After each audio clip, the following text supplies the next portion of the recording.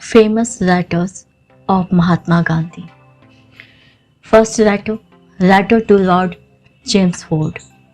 During the period of Great War I, a war conference was called at Delhi by the British diplomats, to which Mahatma Gandhi was invited.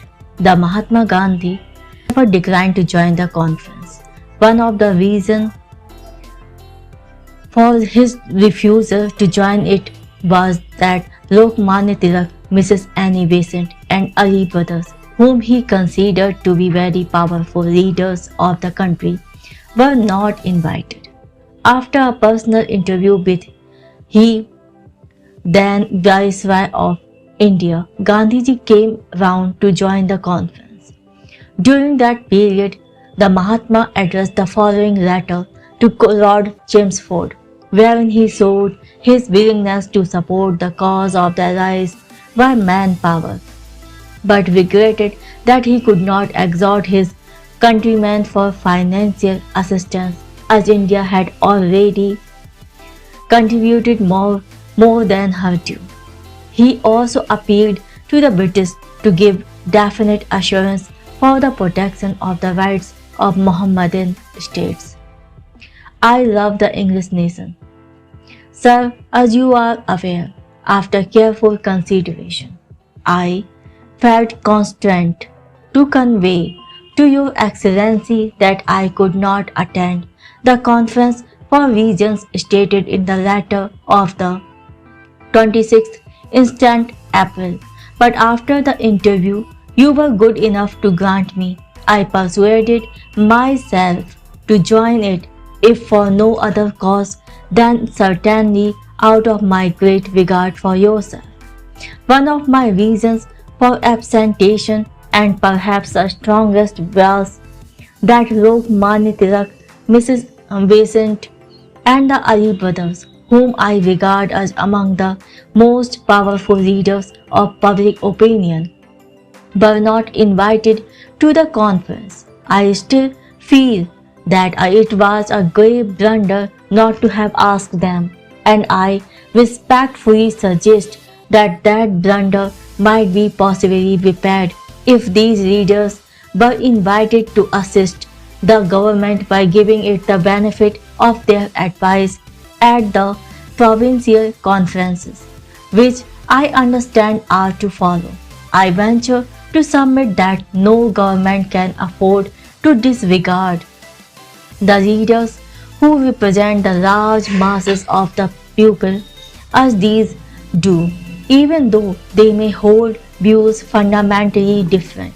At the same time, it gives me pleasure to be able to say that the views of all parties were permitted to be freely expressed at the committees of the conference. For my part, I purposely refrained from stating my views at the committee at which I had the honor of serving, or at the conference itself. I felt that I could best serve the objects of the conference by simply tendering my support to the resolutions submitted to it, and this I have done without any reservation. I hope to translate the spoken word into action as early as the government can see its way to accept my offer, which I am submitting simultaneously herewith in a separate letter. I recognize that in the hour of its danger we must give, as we have decided to give, ungrudging and unequivocal support to the empire of which we aspire in the near future to be partners in the same sense as the dominions overseas. But it is the simple truth that our response is due to the expectation that our goal will be reached all the more speedily.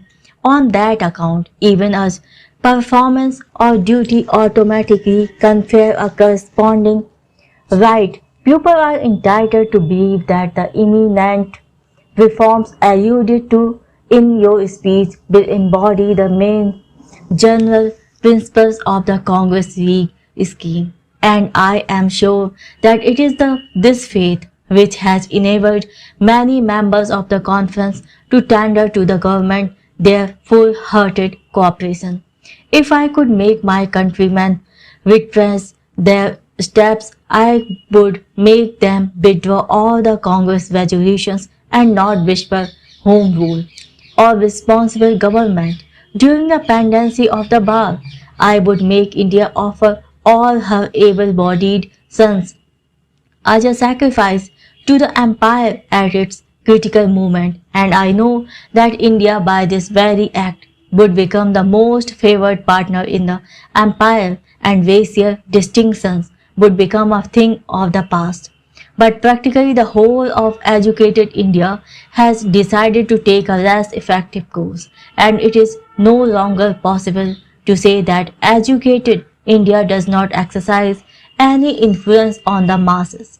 I have been coming into most intimate touch with the riots ever since my return from South Africa to India, and I wish to assure you that the desire for home rule has widely penetrated them. I was present at the sessions of the last Congress, and I was a party to the resolution that full responsible government should be granted to British India within a period to be fixed definitely by a parliamentary statute.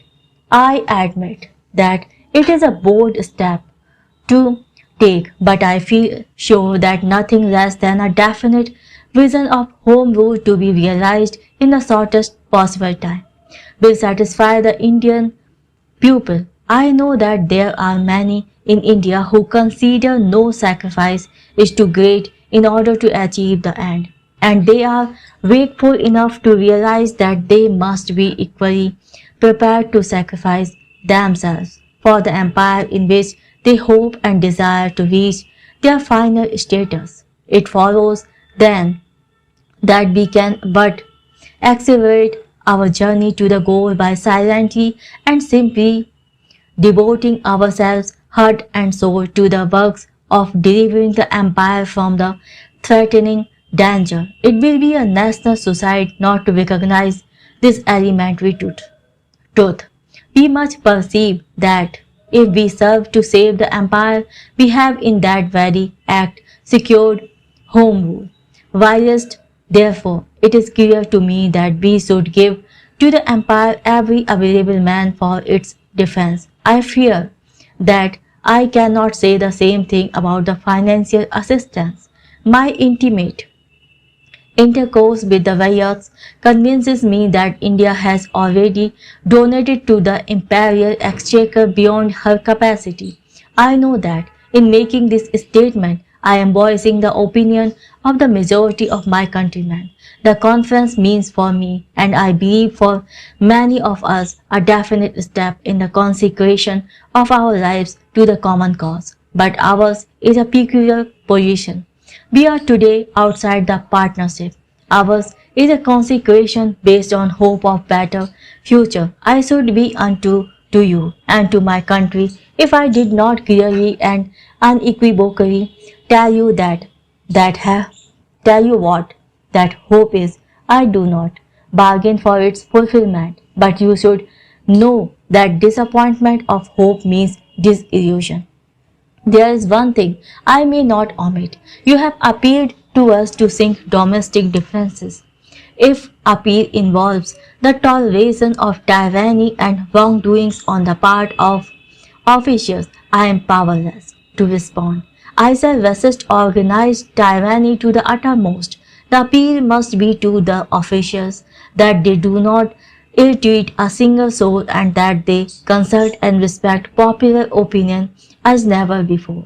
In Champara, my resisting an age-long tyranny, I have shown the ultimate sovereignty of British justice. In Kaira, a population that was cursing the government now feels that it, and not the government, is the power when it is prepared to suffer for the truth it represents.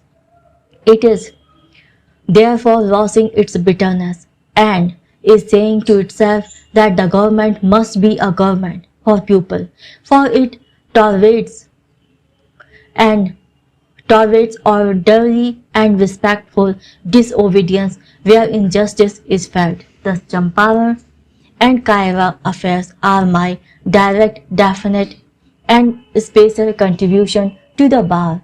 Ask me to suspend my activities in that direction, and you ask me to suspend my life.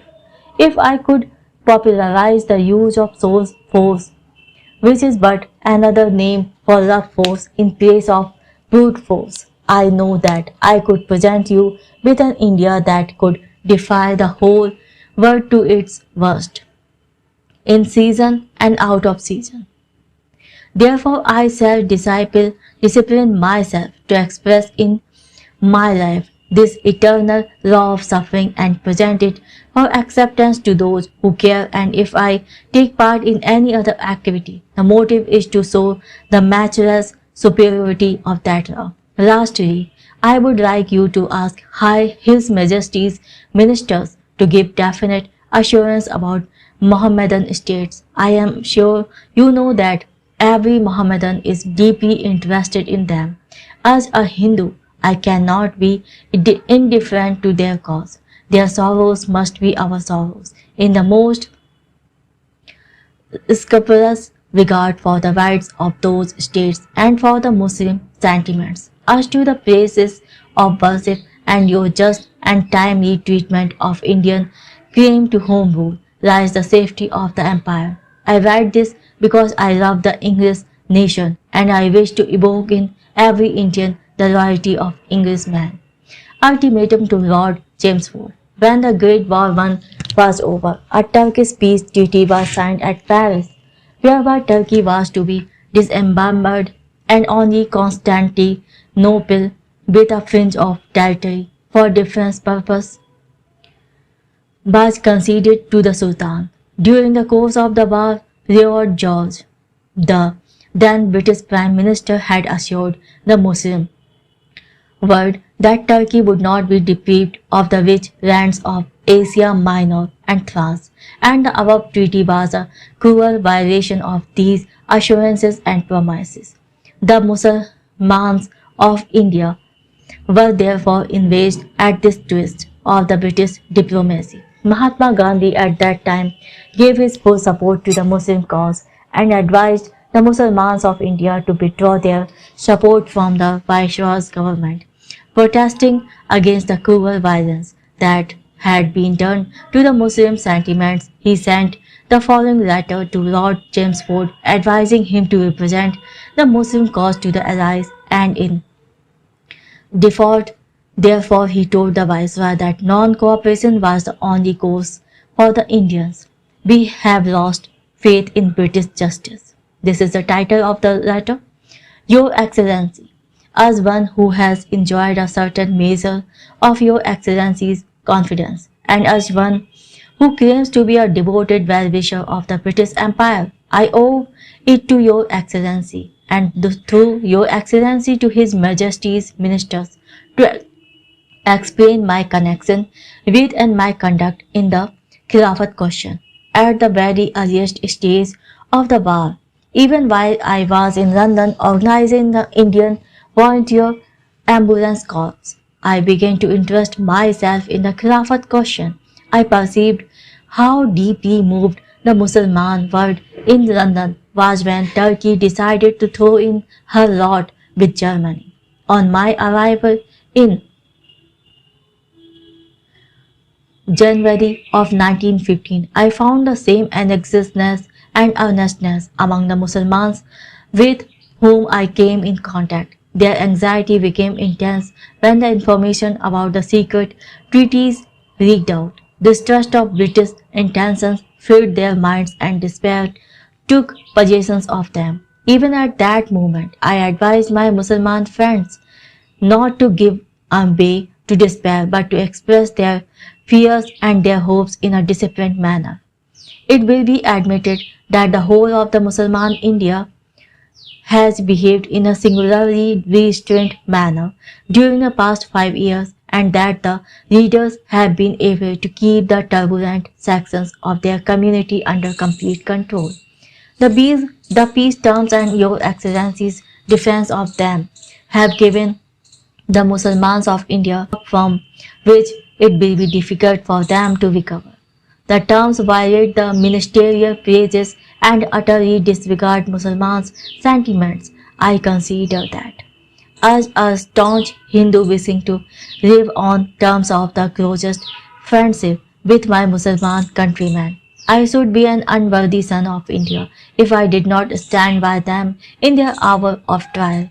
In my humble opinion, their cause is just. They claim that Turkey must not be punished if their sentiments is to be respected. Muslim soldiers did not fight to inflict punishment on their own Khalifa or to deprive him of his territories. The Muslim attitude has been consistent throughout these 5 years. My duty to the empire to which I owe my loyalty requires me to resist the cruel violence that had been done to the Muslim sentiments. So far as I am aware, Muslims and Hindus have, as a whole, lost faith in British justice and honor. The report of the majority of the Hunter Committee, Your Excellency's dispatch thereon, and Mr. Montague's reply have only aggravated the distrust.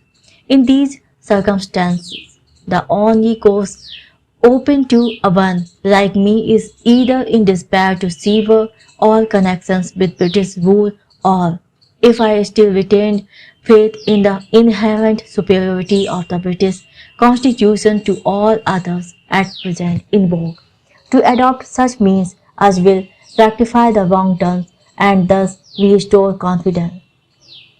I have not lost faith in such superiority, and I am not without hope that somehow or other justice will yet be rendered if we show the requisite capacity for suffering. Indeed, my conception of that constitution is that it helps only those who are ready to help themselves. I do not believe that it protects the weak. It gives free scope to the strong to maintain their strength and develop it. The weak under it go to the wall.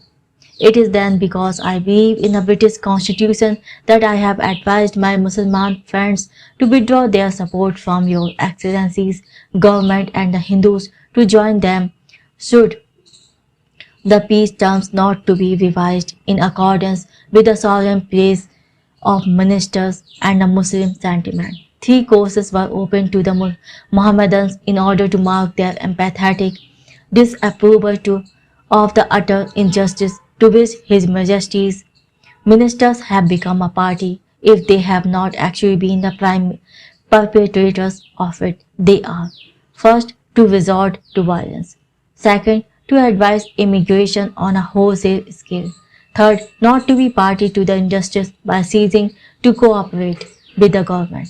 Your Excellency must be aware that there are a time when the boldest, though also the most thoughtless among the Muslims, favored violence, and the Hizbat emigration has not yet ceased to be a battle cry.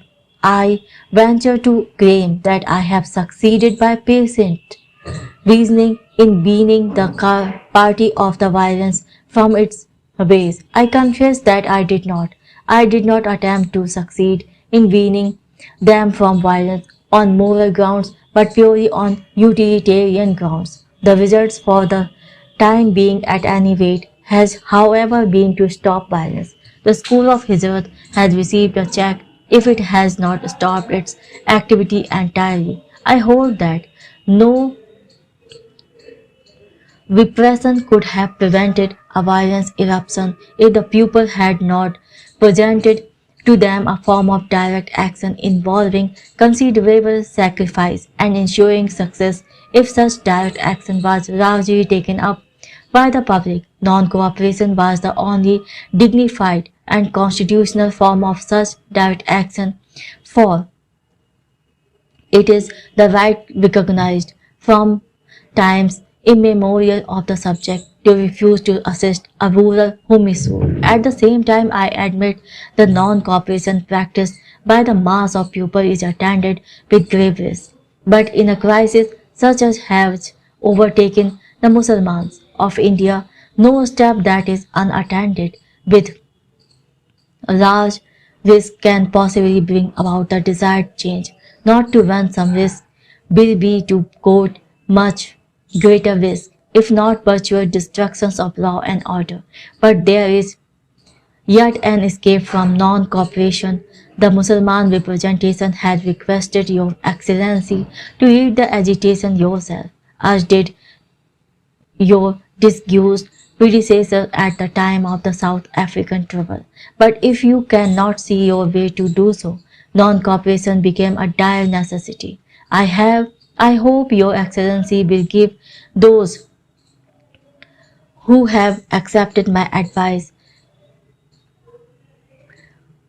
and myself the credit for being actuated by nothing less than a stern sense of duty.